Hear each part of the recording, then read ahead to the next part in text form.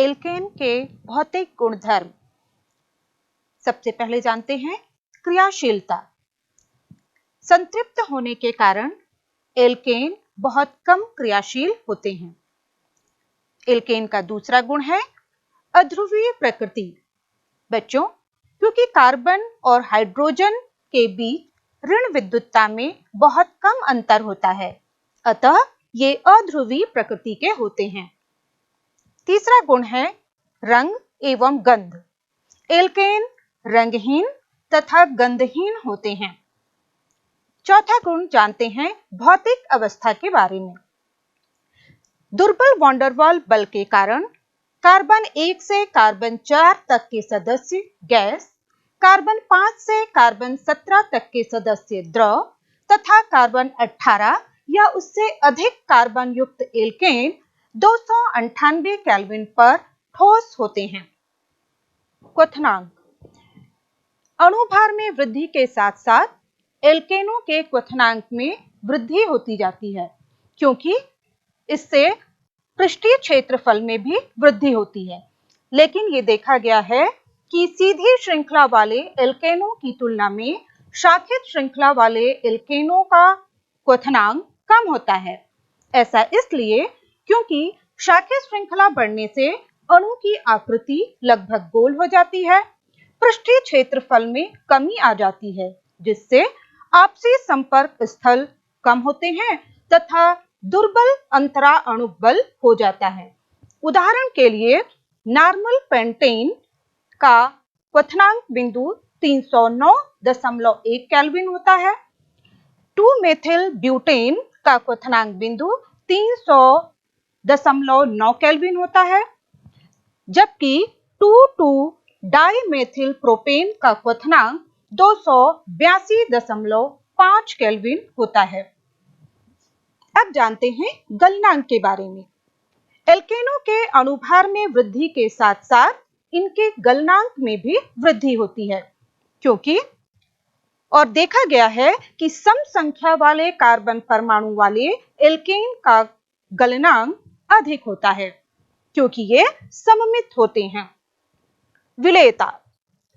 Alkene चूंकि अध्रुवीय प्रकृति के होते हैं, अतः ये अध्रुवीय विलायकों जैसे ईथर, बेंजीन, कार्बन टेट्राक्लोराइड में विलेय होते हैं।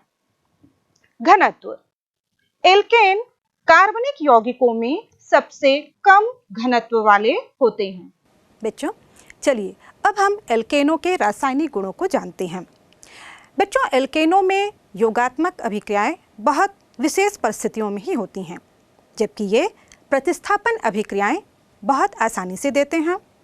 एल्केनों के हाइड्रोजन परमाणु विभिन्न परमाणुओं जैसे कि हैलोजनों, नाइट्रो समूह या सल्फोनिक अम्ल के द्वारा प्रतिस्थापित हो जाते हैं।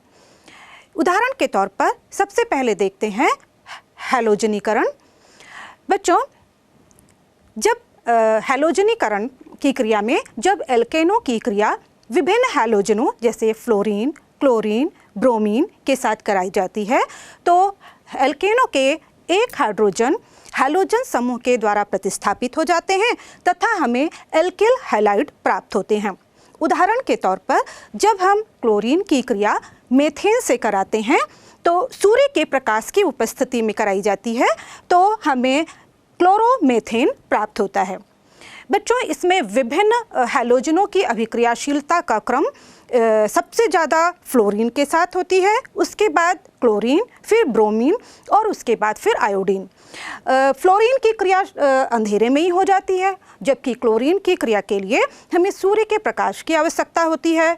ब्रोमीन गर्म ऊष्मा देने पर क्रिया करता है, जबकि आयोडीन के साथ क्रिया कराने के लिए हमें उत्प्रेरक की आवश्यकता पड़ती है। तो इसी तरह से बच्चों, यदि हम एल्किल समूहों के हाइड्रोजन प्रतिस्थापन की दर देखें, तो सबसे ज़्यादा तृतीयक में होती है, उसके बाद द्वितीयक में और सबसे कम प्रतिस्थापन प्राथमिक एल्केनों में देखने को मिलती है। बच्चों, यदि हमें संपूर्ण क्लोरीनेशन करना है, यानी कि यदि हम एल्केन के सारे हाइड्रोजन परमाणु को क्लोरीन या किसी भी हैलोजन के द्वारा प्रतिस्थापित करना चाहते हैं तो इसके लिए हमें ज़्यादा मात्रा में हैलोजन लेना पड़ता है। जैसे कि यदि हम संपूर्ण क्लोरीनेशन करना चाहते हैं तो हमें ज़्यादा मात्रा में क्लोरीन लेनी होती है, जिससे मीथेन के चारों हाइड्रोजन परमाणु एक एक करके क्लोरीन परमाणुओं के द्वारा प्रतिस्थापित हो जाते हैं और हमें अंत में क्या मिलता है? हमें अंत में मिलता है कार्बन टेट्रा क्लोराइड। तो यह है क्लोरीनेशन की क्रिया। बच्चों, क्लोरीनेशन की क्रिया मुक्त मूलक अभिक्रिया के द्वारा होती है। ये किस प्रकार से होती है, इसकी क्रियाविधि को आइए हम अच्छी तरह से समझते हैं। बच्चों, हमने हैलोजनीकरण की क्रिया पढ़ी है। आइए हम देखते हैं कि हैलोजनीकरण की क्रिया किस प्रकार से मुक्त मूलक श्रृंखला अभिक्रिया के द्वारा संपन्न होती है। हैलोजनीकरण की क्रिया 3 चरणों में पूरी होती है। सबसे पहले श्रृंखला का प्रारंभन, फिर श्रृंखला का संचरण तथा तीसरा होता है श्रृंखला का समापन। सबसे पहले देखते हैं श्रृंखला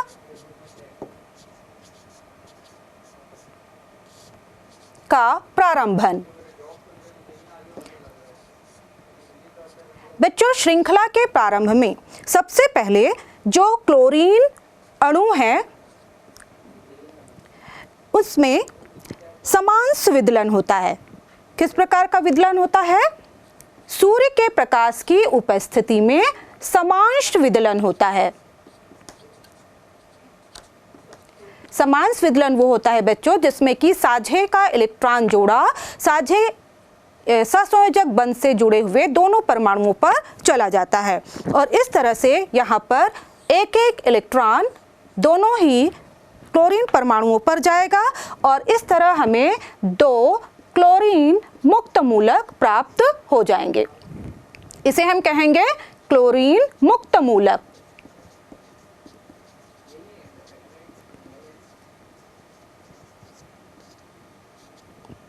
अब ये क्लोरीन मुक्त मूलक काफी सक्रिय होते हैं। तो दूसरे पद में जिसमें कि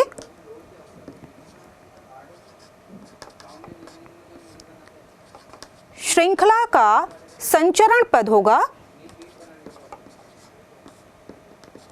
इसमें ये मुक्त मूलक मीथेन अणु CH3H पर अटैक करेंगे।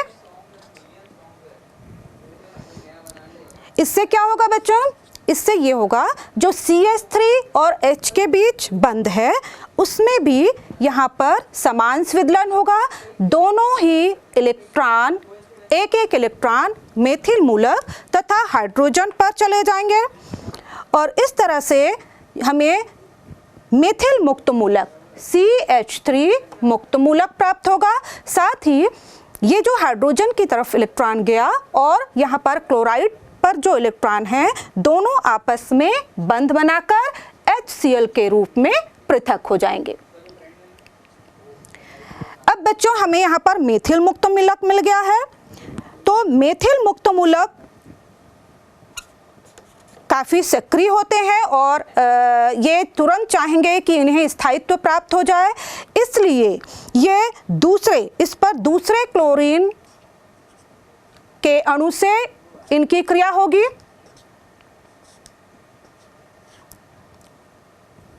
ये तुरंत दूसरे क्लोरीन के अणु से क्रिया करेंगे और यहाँ पर अब पुनः जो क्लोरीन के बीच समांश विदलन होगा, यहाँ पर एक एक इलेक्ट्रॉन चले जाएंगे और यहाँ पर अब मेथिल मुक्त मूलक के पास जो इलेक्ट्रॉन है और क्लोरीन के ऊपर जो एक इलेक्ट्रॉन है दोनों मिलकर बंध बना लेंगे और हमें प्राप्त हो जाएगा CH3Cl, यानी कि मेथिल क्लोराइड प्राप्त होगा। और साथ ही बच्चों यहाँ पर पुनः हमें एक क्लोरीन मुक्त मूलक प्राप्त हो जाएगा। अब इसके बाद आगे और भी कई तीसरी जो होगी आपकी यहाँ पर श्रृंखला का समापन। श्रृंखला के समापन में देखते हैं बच्चों, ये कई संभावनाएं हो सकती हैं, क्योंकि हमारे पास यहाँ पर क्लोराइड मुक्त मूलक भी होंगे और मेथिल मुक्त मूलक भी होंगे। तो इस तरह से हमें कई उत्पाद प्राप्त होंगे, जैसे कि मेथिल मुक्त मूलक क्लोराइड मुक्त मूलक से मिलकर हमें पुनः मेथिल क्लोराइड दे सकता है। दूसरी अवस्था में 2 क्लोरीन मुक्त मूलक Cl मुक्त मूलक हमें Cl2 क्लोरीन गैस दे सकते हैं, अथवा यहाँ पर 2 मेथिल मुक्त मूलक हमें CH3 एथेन दे सकते हैं। लेकिन बच्चों यहाँ पर जो मुख्य उत्पाद होगा, है ना, मुख्य उत्पाद हमारा मेथिल क्लोराइड ही होगा, जबकि क्लोरीन और जो एथेन है वह हमें उप उत्पाद के रूप में प्राप्त होंगे। तो इस तरह से हैलोजनीकरण की क्रिया के द्वारा हमें मेथिल क्लोराइड प्राप्त हो जाता है। बच्चों यहाँ पर अन्य पद भी हो सकते हैं, जैसे यहाँ पर हमें मेथिल क्लोराइड मिला है, मेथिल क्लोराइड पर पुनः क्लोरीन की क्रिया हो सकती है ना, और हमें इसमें से मेथिल क्लोराइड में से एक हाइड्रोजन और निकल सकता है और यहाँ पर हमें CH2Cl2 प्राप्त हो सकता है। पुनः CH2Cl2 से CH2Cl2 आपस में Cl2 से क्रिया करेंगे और हमें इस तरह से एक एक करके मेथिल के एक एक हाइड्रोजन निकल जाएंगे, चारों हाइड्रोजन, और इस तरह से हमें अंत में CH4 कार्बन टेट्राक्लोराइड प्राप्त हो सकता है। तो इस तरह से हैलोजनीकरण की जो क्रिया होती है मुक्त मूलक श्रृंखला अभिक्रिया के द्वारा होती है।